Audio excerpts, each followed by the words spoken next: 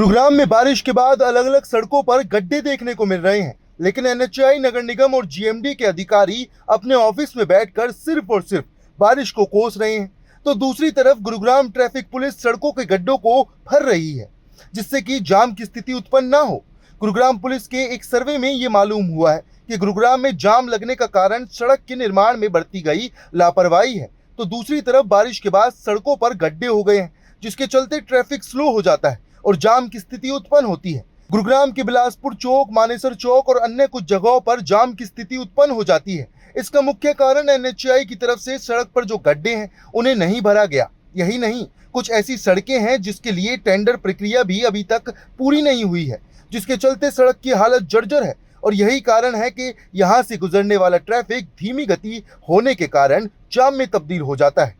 एक तरफ ये तमाम विभाग दावे और वादे करते हैं, लेकिन अब दूसरी तस्वीर गुरुग्राम की सड़कों पर ये नजर आ रहा है कि ट्रैफिक व्यवस्था को दुरुस्त करने वाली पुलिस खुद गड्ढों को भर रही है, जिससे कि जाम ना लगे। लेकिन जो विभाग इसका दायित्व लेते हैं या जिनके ऊपर जिम्मेवारी है, वह ऑफिस में बैठकर मंथन कर रहे हैं, लेकिन गुरुग्राम पुलिस के जवान सड़कों पर कस्सी लेकर गड्ढों को भर रहे हैं। लेकिन जिस तरह से एनएचएआई की जो यूं कहें कि लापरवाही कहीं ना कहीं नजर आ रही है, उसको लेकर आपने एक नोटिस भी जारी किया है, किसकी जगह के लिए नोटिस जारी किया है और किस तरह की परेशानियां आ रही हैं? जैसा कि आपको पता है कि हमारा पिछले काफ़ी समय से 8-10 दिन से, जैसे ये रेनी सीज़न था, तो इसके अंदर बिलासपुर चौक के ऊपर काफ़ी लंबा जाम और काफ़ी समय तक घंटों घंटों रहता है, जिससे आम कम्यूटर्स को, आम जो वाहन चालक उनको परेशानी हो रही है, आम जन को भी परेशानी हो रही है।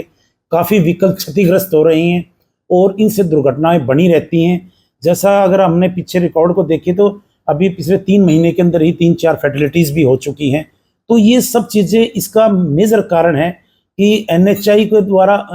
को हमने बार बार फ़ोन के माध्यम से भी अवगत कराया है, परंतु उनको हमारे को ये रिप्लाई मिलता है कि जी अभी इसका काम, जो कंस्ट्रक्शन का काम है, वो हमने टेंडरिंग कर दी है। तो टेंडरिंग करना एक अलग विषय है, परंतु टेंडरिंग से पहले उस कार्य को मेंटेन रखना वो भी एक आवश्यक प्रणाली है, कि जो कि मैं समझता हूं कि एनएचएआई की तरफ से, जो एनएचएआई पीआईयू यूनिट रेवाड़ी है, उनकी तरफ से पूरी तरह से अपने कार्य की यानी कि जिम्मेवारी से निर्वहन नहीं किया जा रहा। जो इसी संबंध के अंदर कल हमारे डीसीपी साहब भी गए थे, मेरे द्वारा भी बार बार विजिट किए वहाँ पर किया जा रहा है, और जो मेरे वहाँ पर TPS 1 SHO हैं अवतार सिंह जी, उनके द्वारा भी, और जेडो भी वहाँ पर। तो पुलिस के अपने जो ट्रैफिक पुलिस है और जो हमारे CP साहब है, उनका भी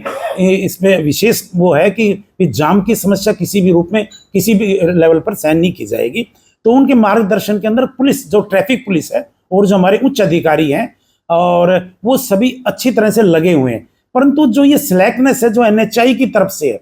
अगर उन्होंने टेंडर दे भी दिया, अगर टेंडर से पहले की प्रक्रिया तो उनके हाथ में ही थी, अगर टेंडर दे दिया तो उस एजेंसी को भी इस प्रकार से उनको डायरेक्ट करना चाहिए, सुपरवाइज करना चाहिए कि वो कंसर्न जो है ट्रैफिक स्टाफ से, कंसर्न जो लोकल ACPs है, SHO है, उनके साथ ट्रैफिक डाइवर्जन का प्लान शेयर करें, वहां पर साइनेजेस लगाएं, पहले जो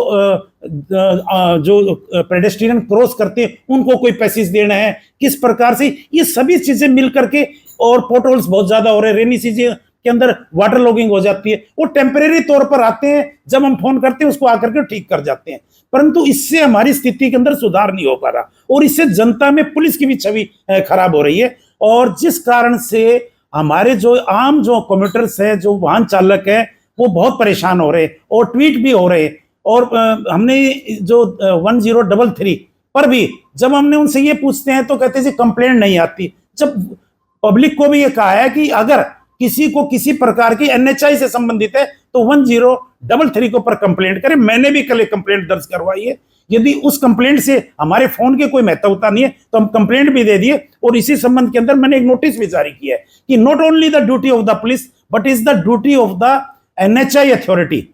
जो पब्लिक को सुविधाएं देने के लिए बद्ध है। और इस NH-48 जो कि बहुत ही बड़ा राष्ट्रीय राजमार्ग है और इसकी हर रूप से वो की जानी चाहिए। तो मैं तो आपके माध्यम से भी निवेदन करूंगा एनएचएआई अथॉरिटी या जिनको इन्होंने टेंडरिंग दी है, जो कि ये काम स्टार्ट बता रहे हैं कि 20 तारीख से हो गया है, परंतु उनसे भी मैं निवेदन करूंगा कि पहले इस लाइन को और इंफ्रास्ट्रक्चर को आम जनता के लिए, आम कम्यूटर्स के लिए, आम वाहन चालक के लिए इसको सुचारू रूप से चलाएं, ताकि किसी प्रकार की अव्यवस्था न। जो ट्रैफिक पुलिस है वो उनको पूरी तरह से सहयोग करने के लिए पूरी तरह से वचनबद्ध है। और इसके अलावा मैं ये भी कहता हूं कि हमारे पास मार्शल भी वो डिप्लॉय गई है, जो स्ट्रेच है थोड़ा लंबा है और इसमें 24/7 का जाम लगा हुआ है, जो पिछले काफी दिनों से हम देख रहे हैं, और आम हमारे को कंप्लेंट्स भी मिल रही है। तो मैं आपके माध्यम से दोबारा ये निवेदन करूंगा कि NHAI अथॉरिटी और जिन्होंने एजेंसी ली है कि प्राथमिकता हो इसको लेकर, अन्यथा हमें कानूनी कार्रवाई करने के लिए विवश होना पड़ेगा।